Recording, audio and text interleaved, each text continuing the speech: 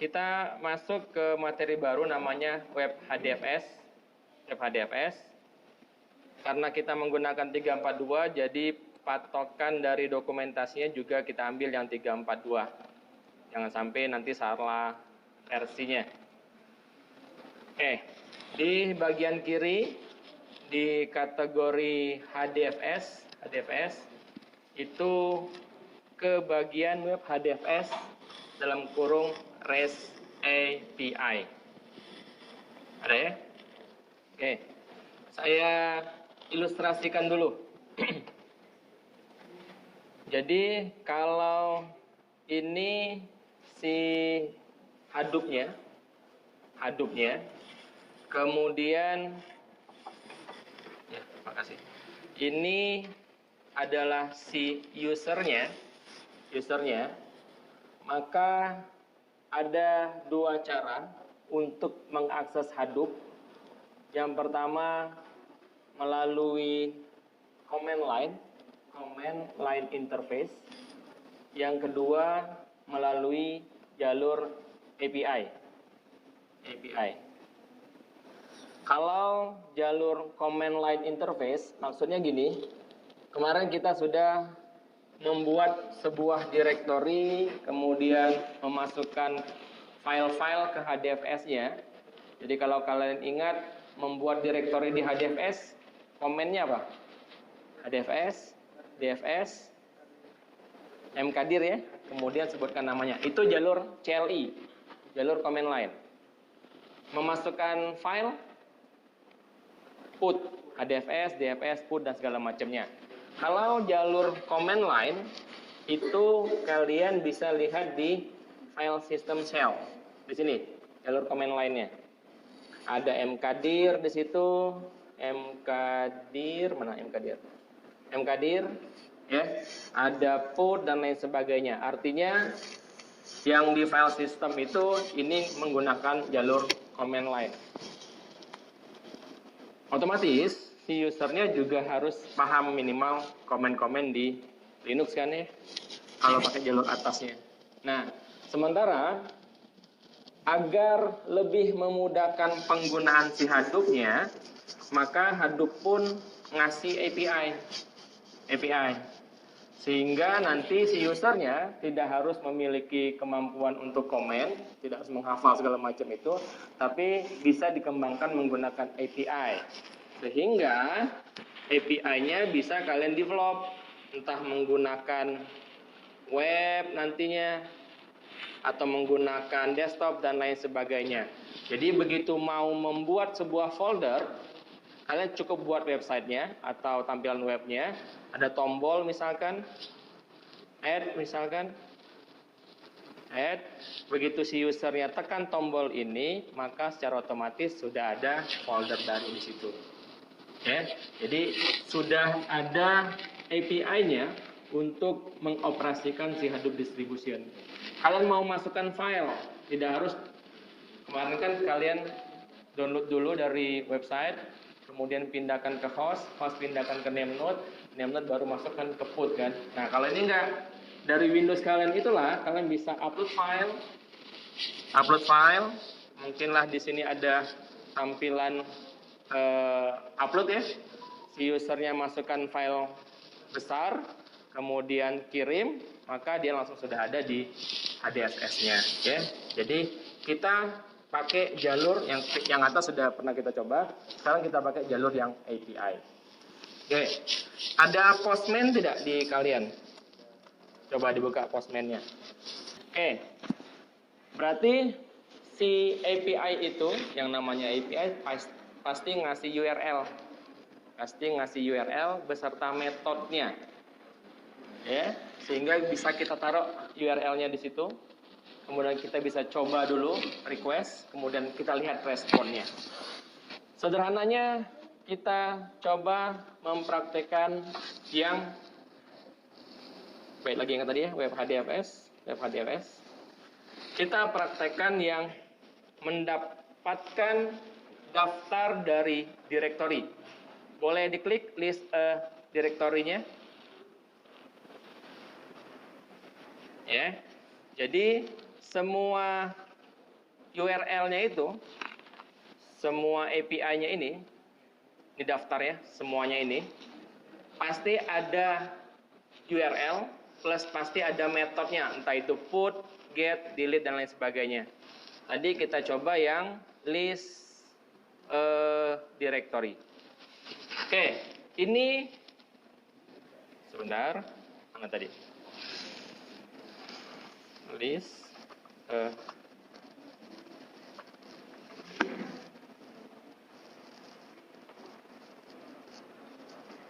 oke, ini ya, kelihatan nggak? Ada? Atas dikit. Oke, nih. Tuh lihat, dia kasih URL-nya, alamat URL-nya. HTTP, hostnya diganti dengan IP name node. Kan kemarin ada 5 ya, name node, resource, data node 1, data node 2, data node 3. 192, 168, 56, 101, 102, 103, 104, 105. Yang ini 101-nya. Alamat name node-nya. Kemudian portnya 9870 ya. Kemudian yang ini jangan diubah, Kemudian daftar path-nya kalian mau mulai dari direktori mana? Contoh, boleh di copy HTTP-nya, masukkan ke sini. Ya, kelihatan ya? Hostnya kalian ganti alamat IP name node 192.168.56.101. Jangan salah. Oke, portnya 9870. Web HDFS-nya tidak usah diubah, V1-nya tidak usah diubah. Kemudian, nah path-nya itu tergantung kalian mau lihat pas di direktori yang mana. Contoh, boleh dibuka yang 9870-nya ke bagian browse file the system. Sudah? Nah, ini mulai dari root-nya ya. Kalau slash saja berarti dia akan tampilkan MR history, TMP sama user. Punya saya, punya kalian tergantung isi punya kalian. Contoh misalkan saya mau di direktori user kemudian big data.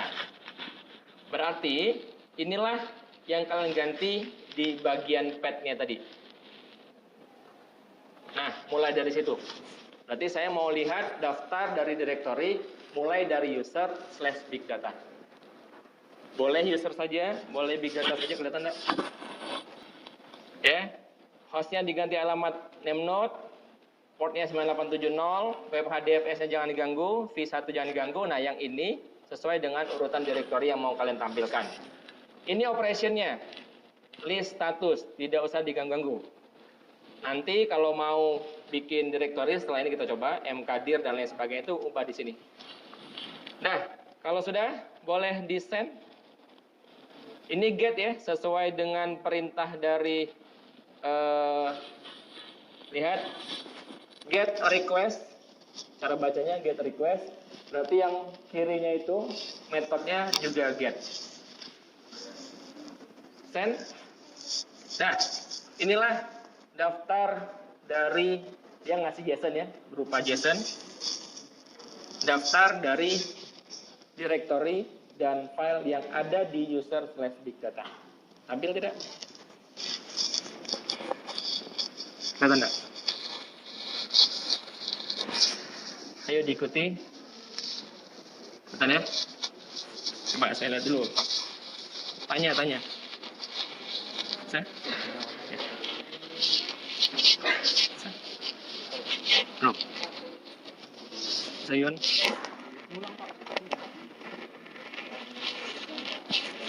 Yang sudah tolong bantu, temannya belum. Nah, ini daftarnya ya. Daftarnya. Nanti kita breakdown isinya. Sampai sini dulu. Silakan coba dulu. Silakan dicoba mainkan path-nya itu. User saja atau user big data, dalamnya ada direktori apa lagi? Nah, ini sudah dapat data JSON-nya. Jadi bisa dipelajari, contoh nama filenya atau nama direktorinya bisa kalian lihat di hierarkinya ya. File status, path suffix hierarkinya. Berarti ini nama filenya, ebook. Jadi kalau kalian lihat di 9870 user ya, itu ada ebook. Apalagi punya saya, punya kalian silakan lihat sendiri. Ebook input, ini apa nih? Output 2, SI7A, word count ebook. Sama saja. Lihat di bagian sufiknya semua, sama persis. Ebook, input, output 2, sama. Kemudian SI7A, kemudian word count ebook. Sama persis dengan apa yang tampil di websitenya. Oke, kita coba berikutnya. Mkadir. Boleh drag lagi ke atas. Drag ke atas. Cari yang Mkadir. Atau Ctrl F Mkadir. Nih lihat. Mkadir ketemu? Mkadir.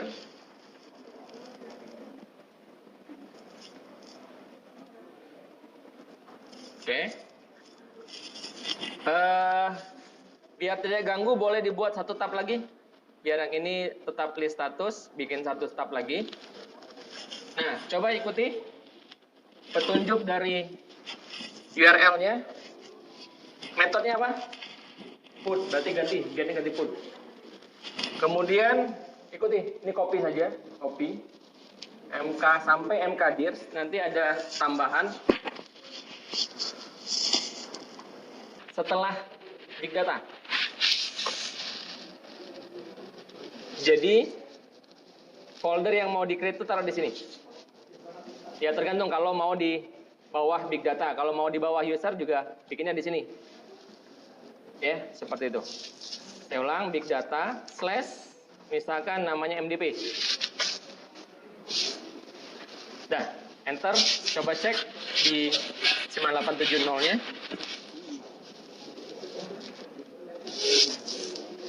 Oke. Bikin satu lagi, delete. Coba, tanpa saya pandu. Satu tab lagi, delete. Baca sendiri di documentation-nya, gimana caranya. Delete yang folder tadi itulah. Iya. Lanjut ya. Kita naik levelnya. Sekarang kita sajikan ke dalam bentuk website. Jadi si API-nya kita tanamkan ke dalam website. Silakan aktifkan XAMPP-nya, yang Apache-nya saja. Kemudian bikin folder web HDFS mungkin. Kita coba tanamkan ke mana nih? Di website.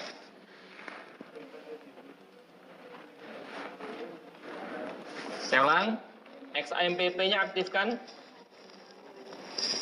Kita tidak perlu database ya, kita cukup Apache-nya saja di start. Bikin folder di htdoc-nya, web HDFS atau bebas namanya terserah. Kemudian bikin index.php. Buka pakai Visual Code. Saya ulang, htdoc, web HDFS, buka di Visual Code. Si API-nya kita tanamkan di baris kelima tuh.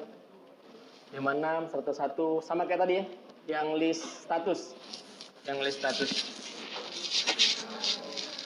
Di coding saja.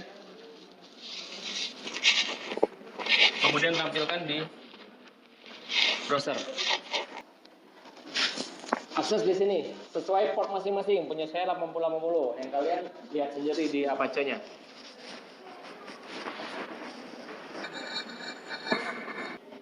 Kalau bisa tampil seperti ini, berarti kan beberapa data tidak kita butuhkan. Dilihat ya. Ada berapa folder tadi punya saya tadi? Input 1, 2, 3, 4, 5. Ada 5. Ada 5. Nah, lihat strukturnya ya. Karena ini array, saya coba tambahin, kalau sudah ya, tambahin array sesuai dengan strukturnya. File status.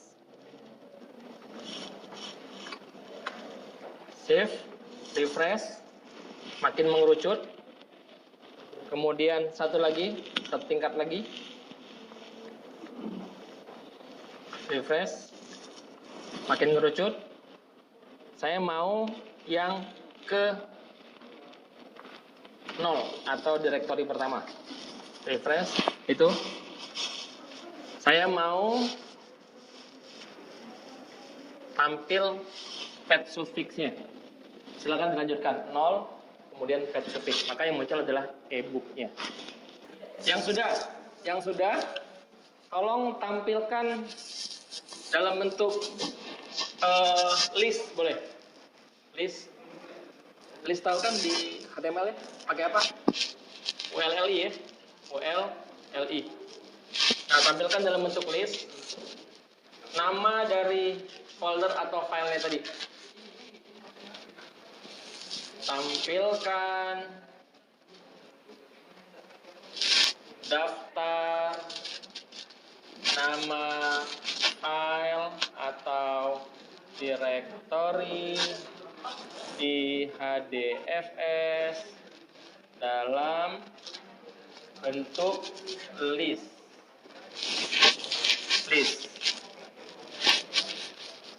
Tapi pakai perulangan. Ya. Jadi si usernya tidak perlu lagi berinteraksi dengan CLI, tidak perlu lagi berinteraksi dengan 870-nya, karena sudah kita siapkan si website ini. Silahkan coba tampilkan. Ini kan cara dapetinnya.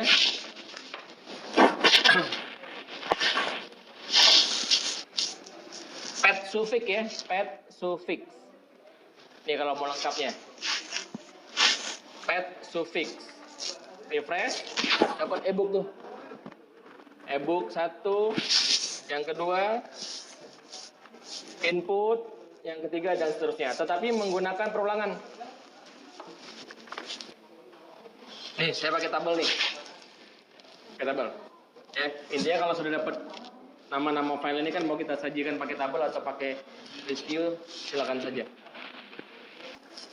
Pet suffix untuk nama file, modification file untuk class modified-nya. Bisa ya? Jadi nanti silakan di customize sendiri. Maksudnya gini, di input ini kan ada file ya. Ada file. Ini kan folder semua nih. E-book juga ada file. Nanti begitu kamu klik e-book ini, berarti kan secara URL dia menambah di sini kan ya? Slash e-book. Refresh. Tuh.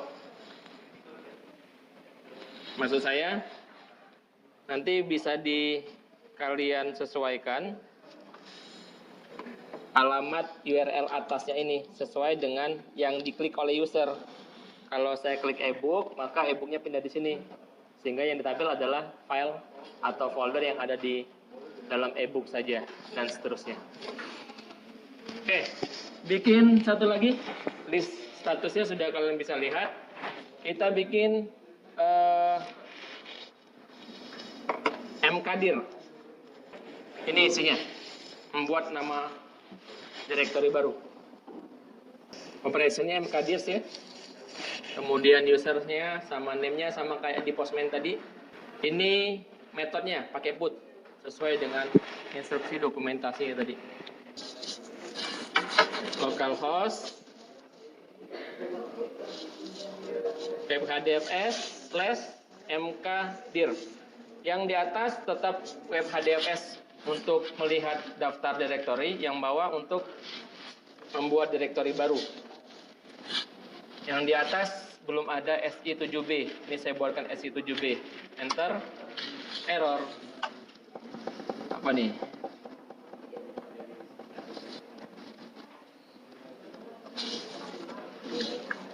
Save. Enter. Salah. Ini IP-nya saya lupa. 101. Enter. Sudah. Refresh yang atas. Sudah ada SI7B. SI7C. Save. mkdir. Enter. Refresh yang atas. Sudah masuk SI7C. Persis sama dengan yang ada di sini. Ini kita refresh. Tuh, SI7A, 7B, 7C. Jadi perantaranya website kita saja.